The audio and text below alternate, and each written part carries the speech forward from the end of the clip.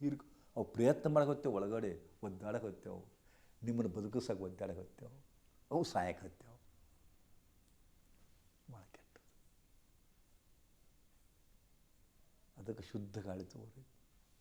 ಈ ಆಶ್ರಮಕ್ಕೆ ಬಂದು ಮಂದಿ ಇರ್ತಾರಲ್ಲ, ಮತ್ತೇನು ಮಾಡೋದು ಬೇಕಾಗಿಲ್ಲ. ಸುಮ್ಮನೆ ಮುಂಜಾನೆ ಒಂದು ತಾಸು ಸಂಜೆ ಒಂದು ತಾಸು ಅಡ್ಡಾಡ್ರಿ, ನಿಮಗೆ ಆರೋಗ್ಯ ಆಕ್ಕರಿ. ಇಲ್ಲಿ ಇದು ಅಶುದ್ಧತೆ ಅನ್ನೋದೇ ಇಲ್ಲಿ ಪ್ಯೂರ್ ಏರ್. ಮತ್ತೆ ಹೊರಗೆ ಬಿದ್ದು ಒಂದು ತಾಸು ಮುಂಜಾನೆ, ಒಂದು ತಾಸು ಸಾಯಂಕಾಲ ಅಡ್ಡಾಡಬೇಕು ಇಲ್ಲೇ, ಅಂದಾಗ ಇದ್ರದ್ದು ಮಹಿಮಾತು ಗೊತ್ತಾಗತ್ತೆ ನಿಮ್ಗೆ.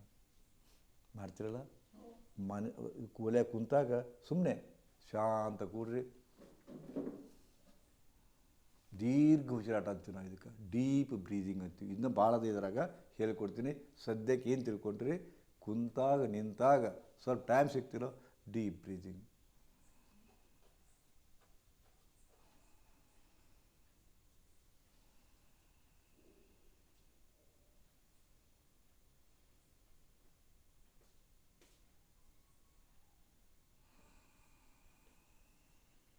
ಭಾಳ ಆನಂದ ಅನಿಸುತ್ತೆ ರೀ. ಟೆನ್ಷನ್ ಕಮ್ಮಿ ಆಗತ್ತೆ. ನೀವು ನೋಡಿರ್ಬೇಕಾದ್ರೆ ಮಜಾ ಅದ್ರ ತಲ್ಲಿನಾತಪ್ಪ ಅಂದ್ರೆ ಭಾಳ ಇದು. ಓಕೆ. ಶ್ರೀ ಗುರುದೇವ್. ಒಂದು ಓಂಕಾರ.